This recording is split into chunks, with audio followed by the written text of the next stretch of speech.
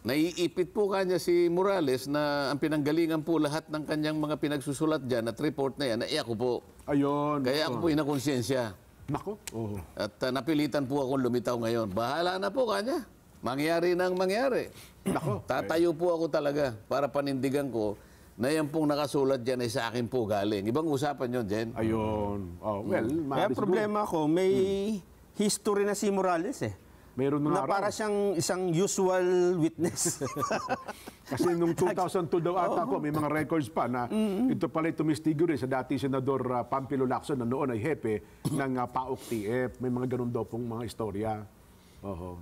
Istorya lang yun. Oh, yun lang Ang ako. nakita ko naman, tinanong, kasi nakikita ko si Senador Jinggoy. Opo. Ikaw pala may asuntong ganito, tsaka ganyan, tsaka ganito, tsaka ganyan. Opo, opo. Oh. Hindi ka, parang questionable kanyang pagkatao. Parang, hindi naman dapat ganun eh. Kasi, mabuti hindi siya sumagot. Kayo nga po, May kaso. di ba? Kayo rin nga po, may kaso, hindi ba? Hindi ibig sabihin, pareho po tayo ng kalagayan. Baka nga mas ano pa po kayo eh. Kasi ako po, nilalabang ko pa, pero kayo may tapos na po yata. Meron po yata kayo. Hindi ba? Opo. Mabuti nga, hindi ganun ang sinagot eh. Sa nature kasi ng trabaho ng isang informant, talagang hindi siya dapat na ipinakikilala. Mawawalan, Nakatago talaga po yun. mawawalan ng kahalagahan ng kanyang trabaho. Mawawalan ng saysay ang kanyang pagkatao sapagkat hindi na siya confidential informant. Oho. At kahit kailan, wala nang maniniwala sa kanya. Sino mang gumamit sa kanya Wala. at siya isiniwalat, hindi na rin siya maniniwala doon sa nagsiwalat. Sapagkat ang usapan nila, ikaw naman kanya, di ba, confidential informant nga ako eh. Oho. Tumutulong nga ako sa inyo eh. Oho. Kaya lang, ang nangyari, hindi napatibayan sapagkat hindi yata natuloy yung operation. Statement itong si Jonathan Morales, yun daw nagbulgar nung PDEA document leaks. Ang Kamara ho ba, wala siyang planong imbitahan din? Wala kayo narinig. Pa kasi sa Senado, mukhang pangatlo ata sa Lunes, maiimbitahan na naman daw nila. So ano ba ang dapat na gawin doon? Nagtataka nga po ako kung hindi ko naman alam. Kasi yung resolusyon, ang unang layunin ng investigasyon ay yung Alitagtag drug hole.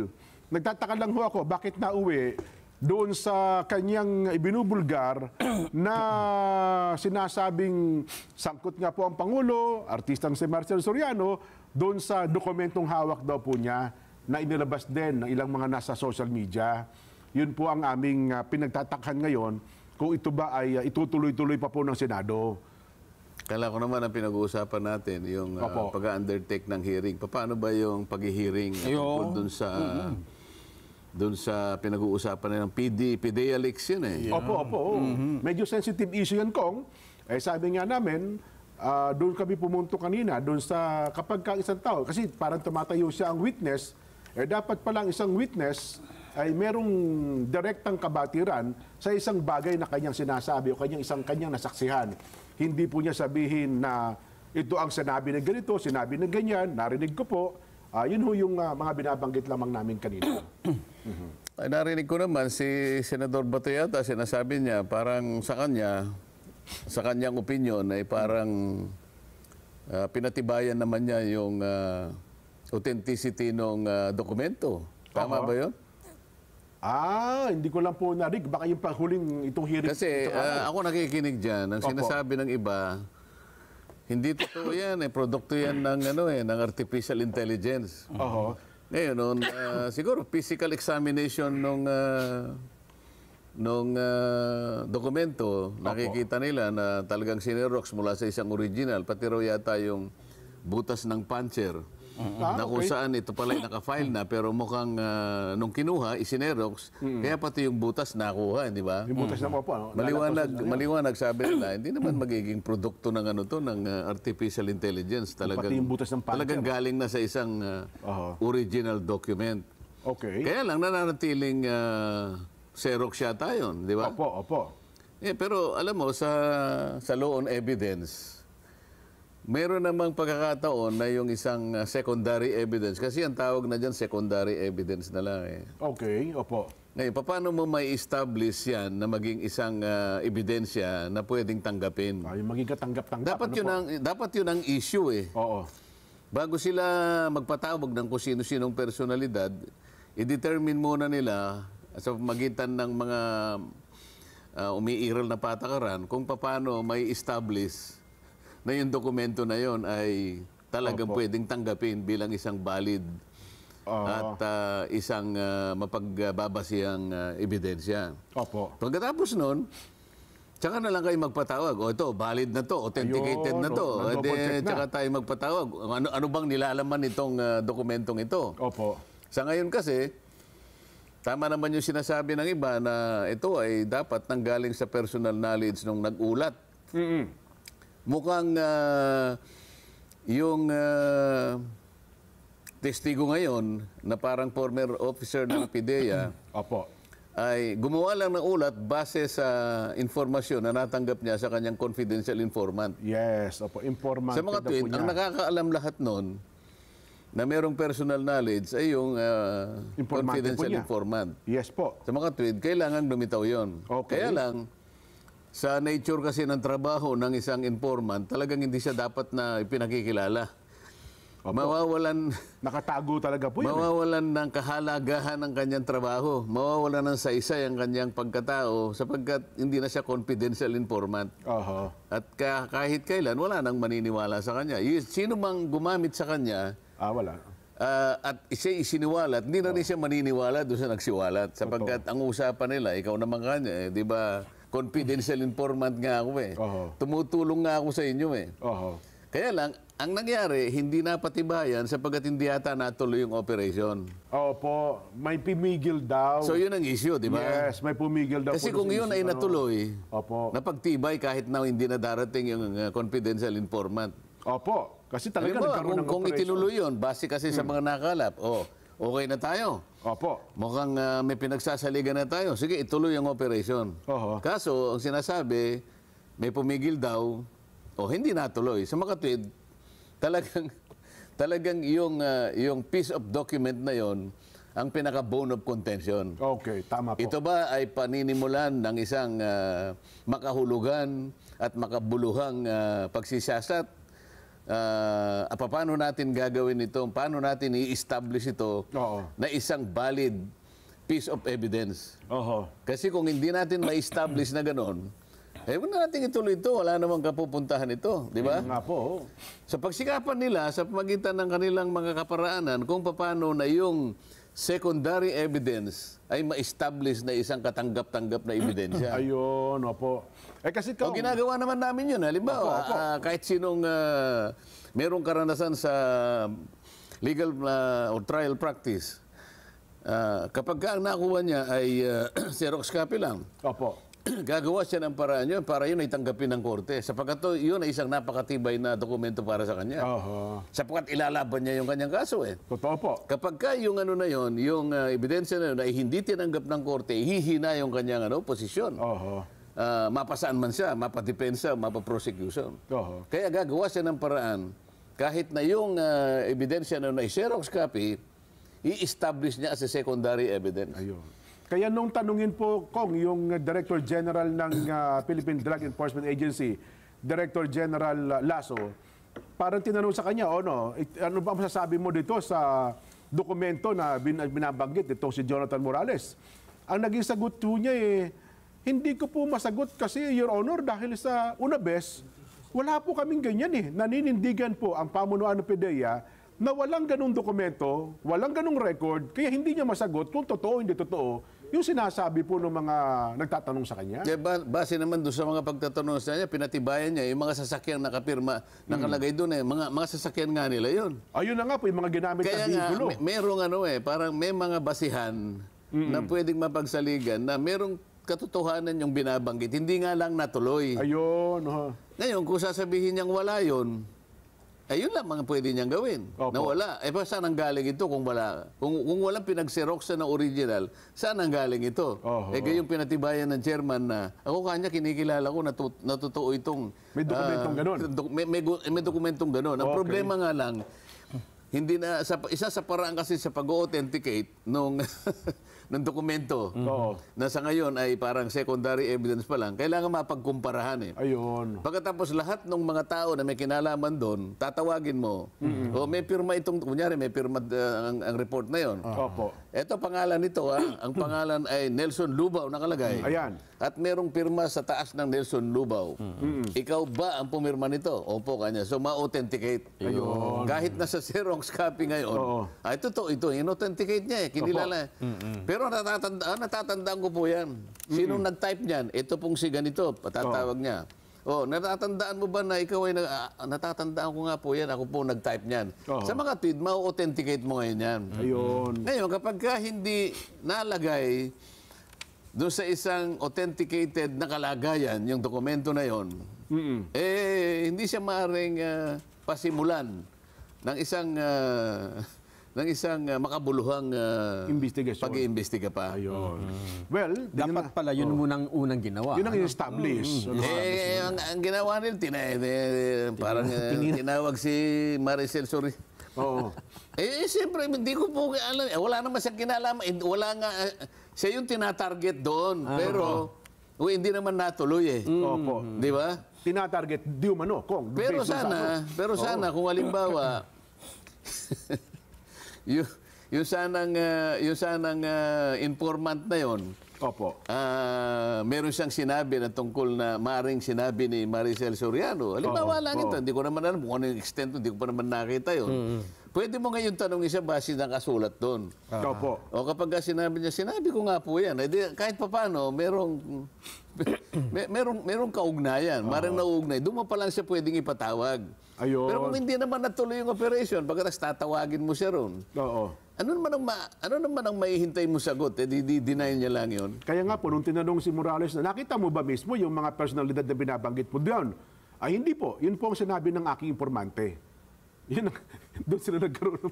Hindi niya nakita ng personal, pero yun daw po... Maliban na kinuwento lang, sa kanya. halimbawa, kung magpapakabayani yung confidential informant, Ay, ibang usapan yun. na lilitaw siya, sabi niya, habang ako po'y nakikinig sa inyo pong mga investigasyon, Oo. naiipit po kanya si Morales na ang pinanggalingan po lahat ng kanyang mga pinagsusulat dyan at report na yan, ako po. Ayun. Kaya ako po inakonsensya. Nako. Oo. At napilitan po akong lumitaw ngayon. Bahala na po kanya. Mangyari nang mangyari. Nako. Tatayo po ako talaga para panindigan ko na yan pong nakasulat dyan ay sa akin po galing. Ibang usapan yun, Jen. Ayun. Oh, well, Kaya maalis problema ko, may history na si Morales eh. Meron Na na para siyang isang usual witness. Kasi nung 2002 daw ata ko, may mga records pa na ito pala tumistigo rin sa dati Senador Pampilo Lacson na noon ay hepe ng PAOK TF. May mga ganun daw pong mga istorya. Oho.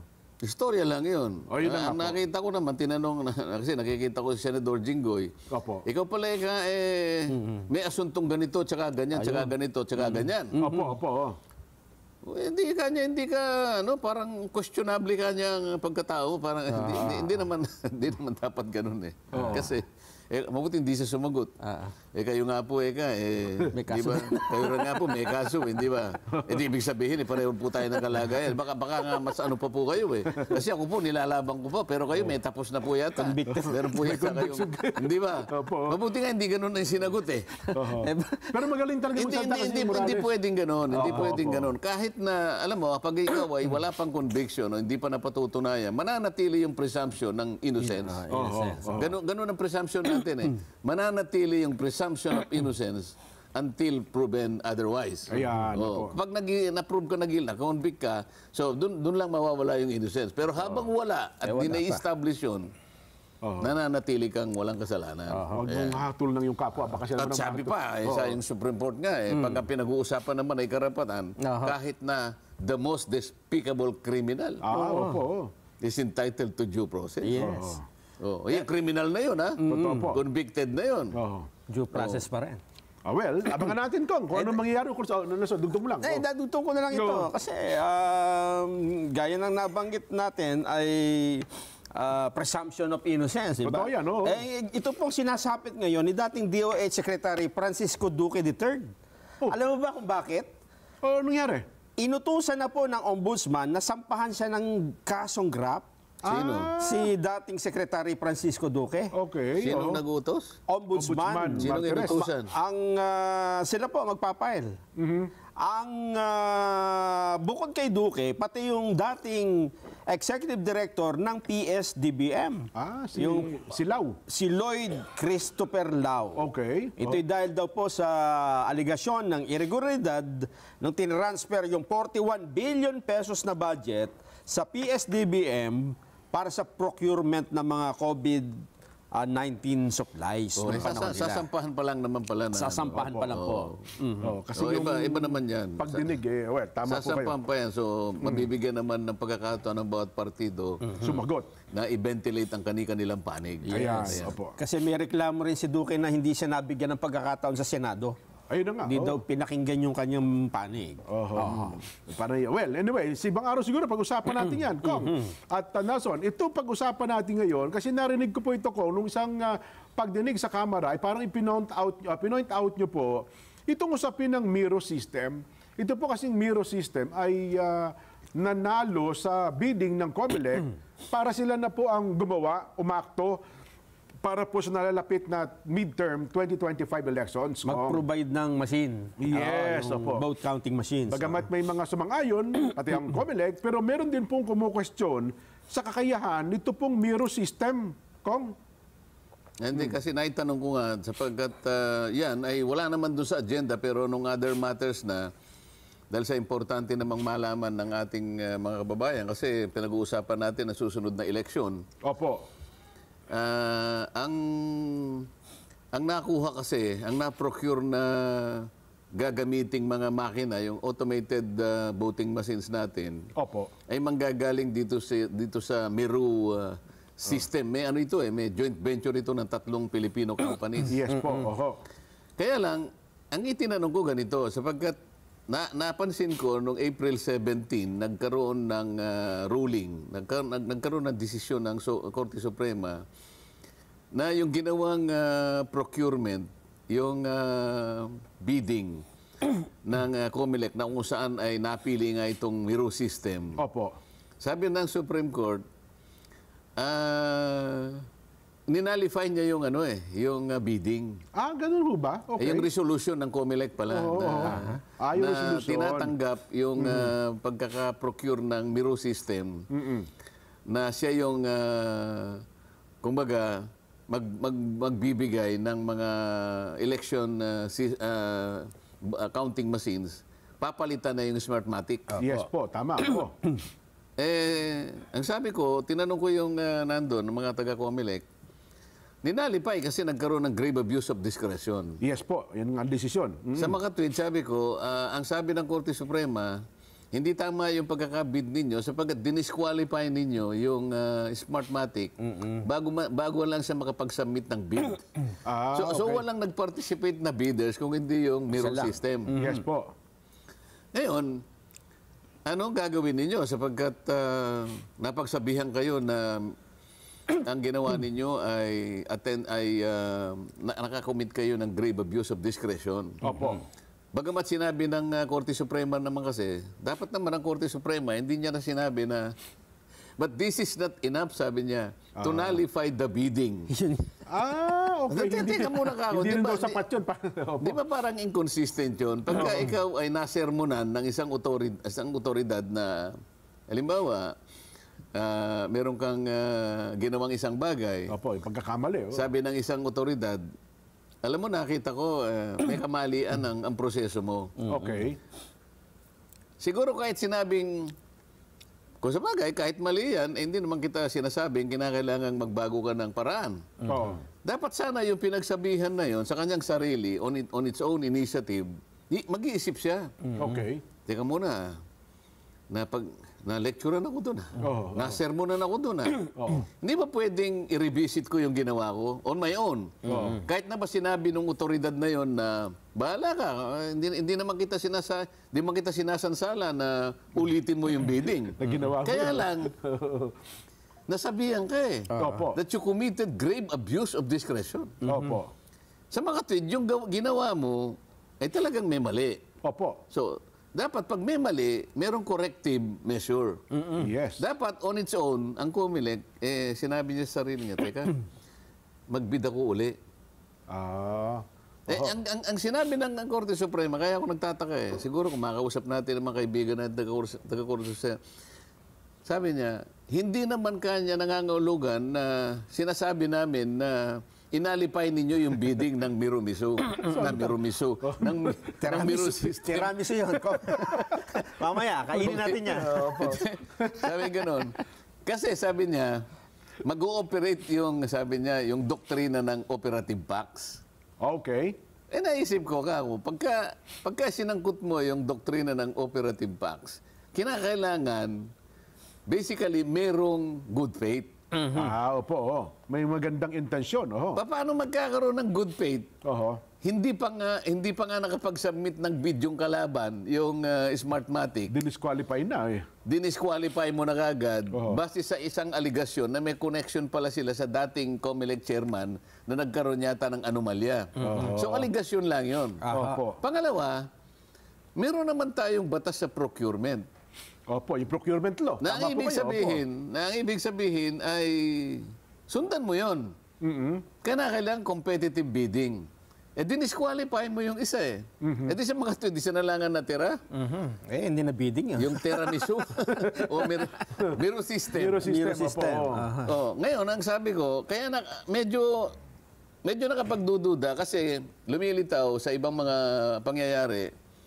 Ito palang makina ng Miru system na ito'y Korean-based itong kumpanyang ito. South Korean, Nakagawa na sila na-involve na sila sa mga elections sa iba't ibang mga jurisdiction. Yes. Halimbawa sa Republic of Congo yata. Sa Congo, medyo... Ang ginamit yata nila yung ORM. May ano ito application ito, ORM.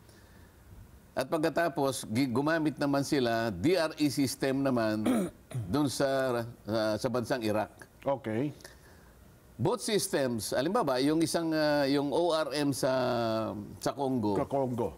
Nung gamitin nila yun, 75% ng mga voting machines nag-malfunction.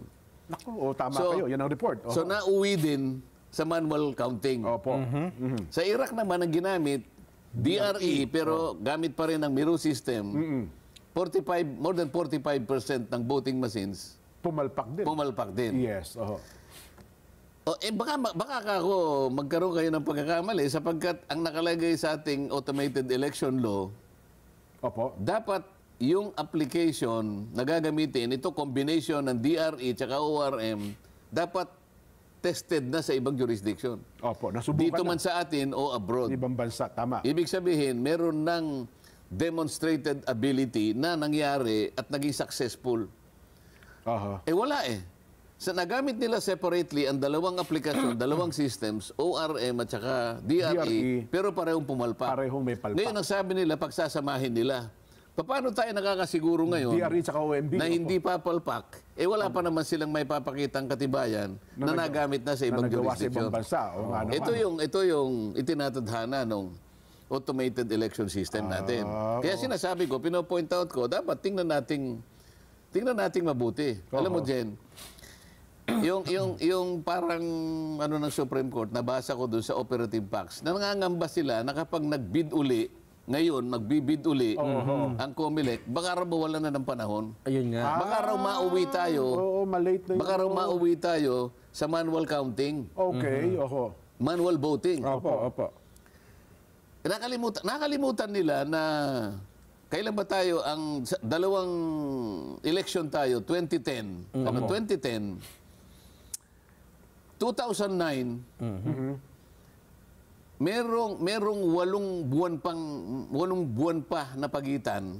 Bago ang election. Bago ang election. Opo. Pero nakapagdaos tayo ng ano. Ngayon, meron pang maliwanag na isang taon. Isang taon pa. Higit pa nga. Di ba? Mayo tayo ngayon. So susunod na election, Mayo din. So, Mayo 12. Bakit sasabihin ng Korte Suprema na parang kinakabahan sila, baka wala ng panahon. 2010, Opo.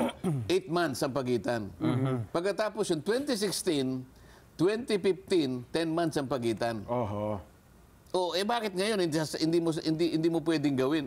Walang basihan yung Yung pangamba ng yung Supreme pangamba Court. na yun Opo, na baka tayo mauwi Opo. doon sa manual voting, manual counting ng balota. Hindi po, kasi meron tayong precedents na pwedeng sabihin na hindi ganun na nangyari doon sa manakarang pagkakataon. Ang totoo niyan, yung 2016, Opo. kung maalala mo, Jen, Nelson, bukod doon, merong ginawang ruling yung Supreme Court na dapat i-implement ng COMELEC yung tinatawag na Voters Certified Paper Trail.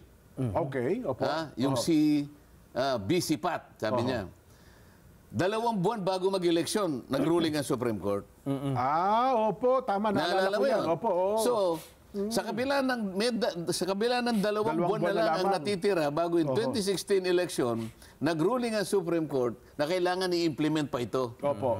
Alang-alang dun sa pananagutan na kailangan maging malinis ang election talaga.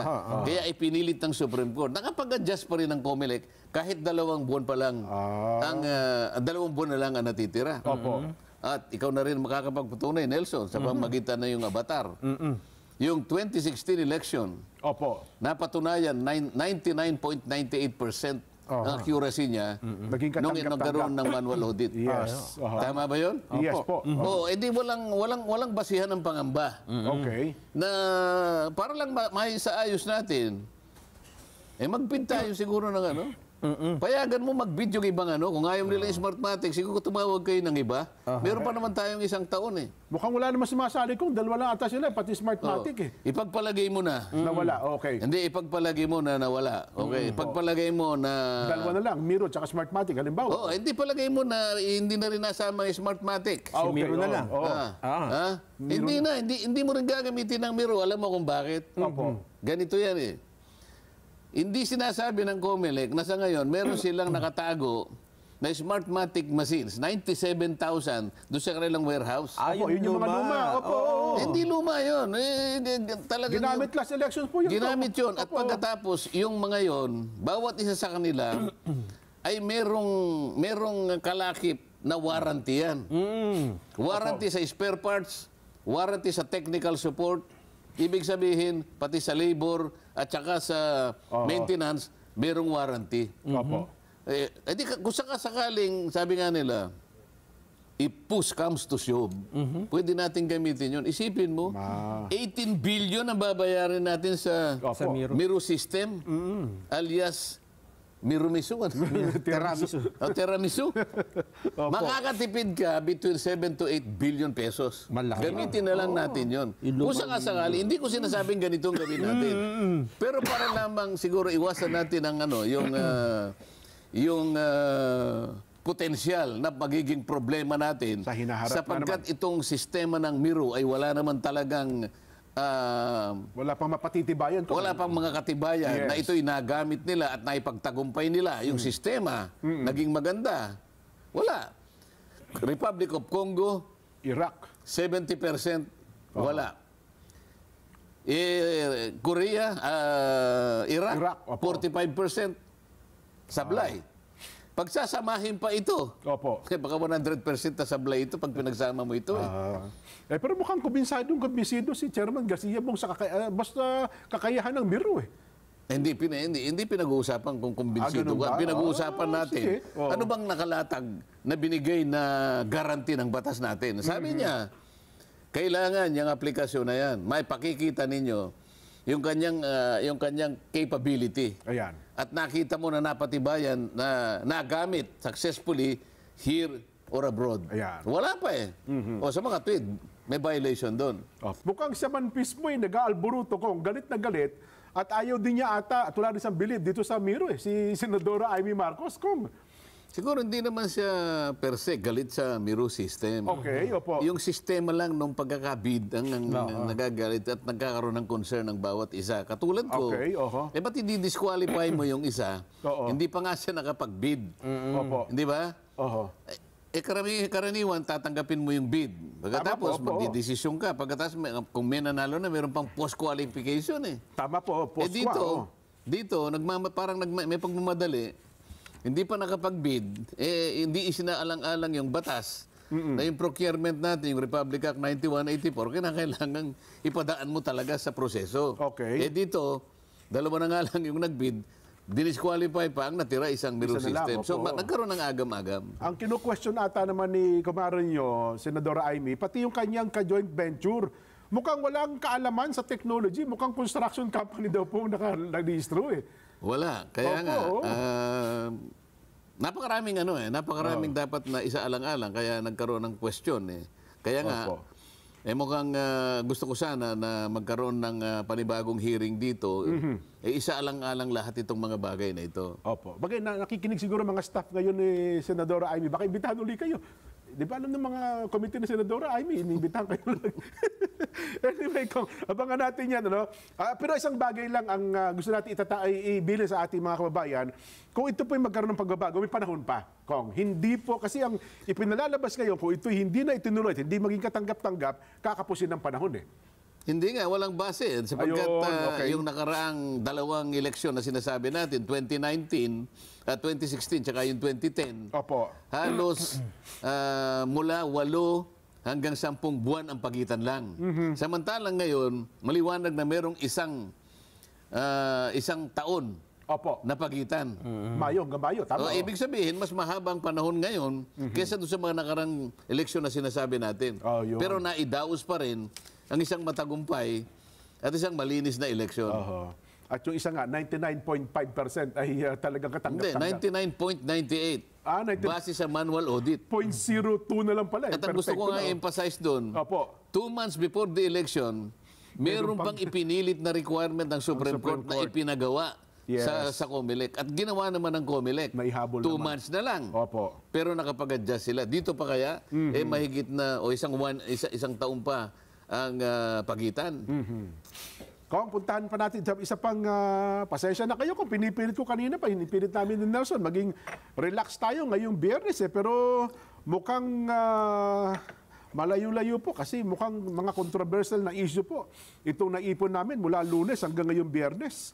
Eh kasi ho naman kung, mga kababayan at Nelson, ang Department of Justice daw po ay naghahanda na ng legal brief para kay Pangulong Marcos Jr. kung saan nilalatag daw po mga opsyon nito kung sakaling maglabas na po ng warrant of arrest ang International Criminal Court para po sa ilang mga kilalang mamamayan ng ating bansa.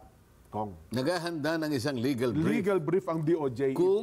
Kung maglalabas ng warrant of arrest, ang ICC, alam niyo na kung sino yung mga yan, mga tinutukoy, ayun po, kung ipalalabas itong mandamiento de arrestong ito ng Alam ICC. mo, yan ang isa sa hindi ko maintindihan. Okay, opo. Na para sa akin na isang palaisipan. Hindi ko pa nakakausap si Secretary Boying dito, pero parang may nabasa rin ako sa dyaryo ngayong umaga. Opo. Isang assistant secretary ng Department of Justice. Ayun nga po. Oho. Kapag kayo po ay talagang gumagawa nga ng isang legal brief o isang policy brief Opo. na kung saan ay baka iniisip ninyo baka sakaling mag-issue nga ng warrant of arrest ng ICC. Paalala ko lamang yung sinabi ni Pangulong Marcos Opo. on January 23, 2024. Pwede ko bang basahin yun? Opo, ngayon taon na yan. Bagong-bago pa lang yan, Kong. Oho. Ito, bale, 5 buwan pa lang ang nakararaan, hindi ba? Ang sabi ni Pangulong Marcos, let me say this for the 100th time. Yun nga. Yes. Opo. Ay, doon pa lang sabi niya, let me say this for the 100th time. Oho. Siguro nabubuisit na siya. Ano? Ang kulit nyo niya. Baka pa ulit-ulit ng tinatanong ito, kaya sinabi niya na, sa 100 pagkakataon babanggitin ko sa inyo ito. Oho. I do not recognize the jurisdiction of the ICC in the Philippines. Hindi ko kinikilala. Yan. Oo. Opo. Di ba? Opo. Itagalog mo nga yun, Nelson. I do not hindi ko kinikilala ang kapangyarihan Jurisdiction of o the jurisdiction ICC ng ICC sa Pilipinas. in the Philippines. Opo.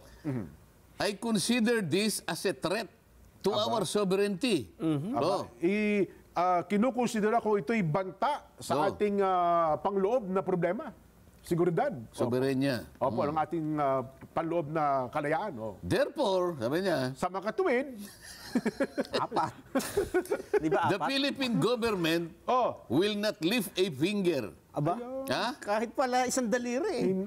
Kahit ang pamahalaan ng Pilipinas ay hindi magtataas Ng kahit ang isang daliri man lamang. Nang kahit palsingsingan, sabi Ayun, Lasinsingan. kahit hinliliit nga po. Oh, itong hinliliit kasi kasama yung hinliliit Hinliliit. sa ating mga daliri. Opo. Therefore, the Philippine government will not lift a finger to help any investigation Opo. that the ICC conducts. Ayun. Oh, ay, Tagalog mo. Oho. Na sa anumang investigasyon na isinasagawa Hindi tutulong. Hindi sila tutulong sa anumang sinasagawang investigasyon Kahit daliri dyan. ng ICC sa Pilipinas. Yun na nga. Sa makatwid, sabi niya, ang gobyerno na ng Pilipinas ay hindi magtataas ng kahit na hinlalaki o Opo. sinliliit Hinliliit ng daliri ng kanyang kamay. para tulungan ng anumang investigasyon na ginagawa Opo. ng ICC. Maliwanag yun eh. Opo. Anong parte nitong mga pangungusap na ito ang medyo hindi naintindihan Ni Secretary Boy. ng DOJ? Opo. Isipin mo, sabi, pwedeng pwedeng tumukoy sa kanila ito. Let me say this for the 100th time. Sabi ng Pangulo, Opo. I do not recognize the jurisdiction of the ICC in the Philippines. Ngayon, Hindi niya kinikilala talaga. Opo. kumo ba merong nagsabing isang dating senador na, malaot madali ay mag-i-issue ng warrant of arrest ng Nako. ICC. Oho. Ba't ka makikinig doon? Opo. Wala Bakit din- hindi ka makinig dito sa isang very emphatic and categorical statement of your president? Yes. Ulitin natin, ha? Opo. Ito, direkta na natin sa DOJ. Kunwari silang kinakausap ni President BBM. Opo. Let me say this for the 100th time. Oho. I do not recognize the jurisdiction of the ICC in the Philippines. Oho. O ito, meron pang isa. Addressing the ICC, sabi ni Pangulong Marcos, Opo. we do not recognize your jurisdiction. Therefore, we will not assist in any way Opo. Hindi kami tutulong. Shape. Yan. or form Oho. any of the investigations that the ICC is doing here in the Philippines. Ayun. Ngayon, Oho. bakit hindi magiging isang palaisipan sa atin ngayon?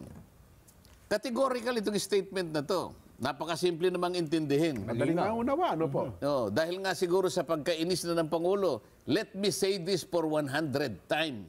Oho. Kasi paulit-ulit na lang eh. Ang problema ko, yung nagpapaliwanag ng taga-DOJ, yung Ase Calabano ba yon? Yung spokesperson ni Secretary Boying? Kailangan kanya meron tayong plan B, plan C, Nako. up to plan Z. Teka muna. Oo. Bakit? Wala bang consistency? Yan. Yung polisiya ng ating bansa, kung pag-uusapan yung ating pakikipag-ugnayang panlabas, kahit anong ating obligasyon sa iba't ibang bansa, sinabi na ng Pangulo natin, hindi ko kinikilala ang jurisdiction ng ICC. Opo. Kahit kailan, I will never lift a finger to assist or to help them in the conduct of any investigation of ICC in this country. Napakaliwanag dun eh. Bakit gagawa ka pa naman ng isang policy brief Opo. o isang legal brief na baka sakaling magbago ang isip ng Pangulo? Para sa Pangulo. Para sinasabi mo hindi, magbabago na ang isip ng Pangulo. Hindi, mali po kayo dyan. Hindi alam ng Pangulo sinasabi, baka ganun gusto sabihin. Eh. Sinabi na nga niya 100, ikaw ang hindi Naku, maniwala ka sa akin. Oh. Sana kung sinabi na nga ng Pangulo, let me say this Second time around. for the second time. Hindi. Hindi. Meron ng exasperation dito eh. May pagkainis na ko ngayon. Tama. Hindi lang may pagkayamot na ito eh. Medyo bagot na Ang ng ibig konti. sabihin ni President BBM, hindi pa kayo nakakaintindi? Oho. Di ba? Pwede maliwanag naman ito. Ano ngayon ang basihan? Bakit mo sasabihin ngayon na dahil lang may sinabi yung isang former senator na mag-i-issue na ng warrant of arrest? Oho. Ayun. Magbabago na itong salitang ito? Hindi naman ako makapaniwala na ganito ang patakaran ng gobyerno natin, Jen. Opo. Di Ay, ba? ewan ko lang ko, kasi ang sekretary ng PCO, Secretary Sheloy Garapil, naninindigan sa Kong, ang sa kanyang statement, sabi niya, hindi nagbabago ang posisyon ng Pangulo, wala pong jurisdiction sa Pilipinas ang ICC. Bakit hindi niya sabihin sa DOJ yun? Well, opo. Pare-pareho lang naman kayong cabinet member eh. Abogado rin sila. Oh. Di ba? Opo. Oh. Sinabi na nga ni Pangulong Marcos eh. Oho. Diyos ko naman, sabi. Dapat siguro ipatawag niya kung ang mga taga-DOJ, particular yung tagapagsalita nila, yung tagapagsalita nila pag natanong, hindi man lamang gusto lahat sasagutin eh. Alam niyo naman, sa legal profession ko, minsan may mga bagay ka na mas mabuti pang tumahimik. Ba't naglalatag pa siya ng parang may pagkakataon na siya Pangulong Marcos, magbabago pa siya ng kanyang sinabi? Sinabi na nga niya ng 100 times, sasabihin ko sa inyo for the 100 time. Bakit kinakailangan magkaroon pa ng konting butas sa kanyang kaisipan na maaaring magbago pa yung 100 time na yon? Bakit? May gahibla Dahil merong nagsabi na, sa malaot madali, meron ng ICC. Bakit ka maniniwala doon? Bakit hindi mo paniwalaan ng Pangulo? Ba't naniniwala ka doon sa former senator na nagsabi ng ganon? Ano man ang basis ng tao na yon? Ang sabi ni Clabano, kung bakit daw may ganyan. Yung ASEC, yung tagapagsalita. Pa-English lagi yan. Sabi, ito nga, English, no? We want the President to know all his options and all the implications. Ng ano? Nung gagawin niya. Yung warrant of kung ano arrest daw. ang magiging posisyon niya doon. Ibig mo sabihin, halimbawa, nang nag-issue ng warrant of arrest, halimbawa lang, nag-issue ng warrant of arrest ang ICC, ang sasabihin lang ni Pangulo, wala tayong pakialam dyan. Meron na akong sinabi dyan. May paunang salita na ako dyan. I will never lift a finger. I will never assist any investigation to be conducted. Paano ngayon magano ng ICC? Paano magre-release ng... hindi nga niya Legal pinayagan brief. ng investigasyon eh. Ibig sabihin, ang investigasyon na yan, walang recognition ng Philippine government. Walang kwenta kung ang pag-uusapan ay yung gobyernong Pilipino. Kahit na mag-issue siya ng warrant of arrest, hindi i-recognize. Bakit ka mo? Yung investigasyon hindi nga nire-recognize eh. Yung jurisdiction niya hindi nga nire-recognize eh. Bakit ka gagawa ng ganitong policy brief? At diba? options pa, iba-iba pa. Merong opsyon na parang sinasabi niya sa Pangulo, Pangulo, alam ko namang magbabago ka sa malaot madali. Hindi, huwag ka mag-i-speculate ng ganun. Ang sinabi ng Pangulo, merong katatagan, sinabi niya eh. Let me say this for the 100th time. Kung hindi po nyo naiintindihan yan, wala na po akong magagawa sa inyo. Ganun lang kasimple yun. Ayun. Aywan ko lang kung ganyan din sana ang statement ni Secretary Boying kasi yung nagsasalita baka yung kanyang May sakit yata si Secretary Boying kaya hindi ko siya makausap eh. Ayaw tumanggap ng mga tawag ngayon ko, pati interview, ayaw na rin ata. Pero baka naman meron kang cellphone sa Assistant Secretary na yan. Saan mo kinuha? Sinabihan ka ba ni Pangulong Marcos, kahit na nasabi ko na ito kanya, pwede mo ba akong igawa ng legal brief na baka nga sakaling magbago pa ang isip ko? Meron pa siyang sinabi sa iyo, bakit ka ngayon mag-o-offer ng unsolicited advice? Hindi mo ba alam ang pananalitang ito? Sinabi niya na ito. Hindi magiging maganda para sa bansa natin. Yung ganitong mga, hindi ko maintindihan kung paano lumalabas itong ganito eh. Di ba kung pag ang isang ganyan, pananalita, Pangulo, nagsabi, tinuturing natin yung policy statement, di ba? Policy statement, ito talaga. Yun na nga, Kaya nga kami, regular kami nakakatanggap, mga policy statement ng Pangulo, may mga malilit na mga libro na binibigay sa Kongreso. Lahat ng mga members ng Congress, nakapaloob doon yung mga policy instructions, mga policy framework niya. Kaya nalam natin, isa ito sa kanyang policy statement. Sinabi niya 100 times. Ang ibig sabihin nito, meron na itong konting parang panunuya na sa kanila eh. Ayaw nyo ba akong tigilan dito sa isyong ito? Parang ganun eh. Kayo ba yung nakakaintindi? Sabi niya ganun. Let me say this for the 100th time. I do not recognize the jurisdiction of the ICC in the Philippines. Aling parte ng pangungusap na ito ang hindi maintindihan ng Assistant Secretary ng DOJ. Maliban na lang, sabi ko nga sa iyo. Kung merong nagsabi sa kanyang, gumawa kanya, sino nagsabi? Ibang usapan yon. Gusto ko malaman, sino ba nagsabi sa iyo? Kung wala naman nagsabi, ba't ka nagbo-volunteer ng ganyan? Sino ka ba? Marunong ka pa sa Pangulo eh. Pinangungunahan mo yung Pangulo. Isip-isipin mo, in order to guide the president on how to move. Red tagging kung ano ha. Meron po kasing isang grupo ngayon, Human Rights Organization, na ang kanilang pakiusap, pwede daw ho ba ay tapusin na ninyo ang red tagging o pagmamarka sa mga individual organisasyon bilang mga komunista at ito daw po'y paraan ng panggigipit sa kanila kung ito po yung isyong ito. O yan, nabasa ko ngayon sa mga dyaryo ngayong umaga, Nelson, na naglabas ng ruling ang Korte Suprema. Ito'y may petisyon, matagal na itong petisyon na ito eh. Galing sa isang grupo ng party list. Nagsimula sa Iloilo yan, sa RTC ng Iloilo. Dinismiss yan. Okay. So diniretso yata sa Korte Suprema. Opo. Medyo nagtagal pero ngayon nagkaroon ng ruling. Medyo, yun lang, medyo pwedeng panggalingan ng ano ito, ng siguro, reserbasyon. Ano? O kaya pag-aalinlangan din. Sapagkat sinabi ng Supreme Court dito na yung red tagging ay hindi kanya nakalalabag dun sa, ay parang ano is a threat to life and liberty. Banta sa Pag buhay nagre-red at tag ka. kalayaan. Opo. Kasi sa kinikilala namin, sabi niya na ito ay isang bagay na nakapagbibigay ng hindi lang agam-agam, kundi takot at saka potential na maaring ikadisgrasya ng isang na red tag. Ganyan. Ang hindi ko lang maintindihan, ito naman kasi tapos na, kaya pwede tayong magkomento rito. Opo. Ano naman yung protection ng ang mga ahensya ng gobyerno na sila yung nasa frontline para sa ganun ay proteksyonan Opo. at garantyahan yung kaligtasan ng Estado at ang kanyang mamamayan.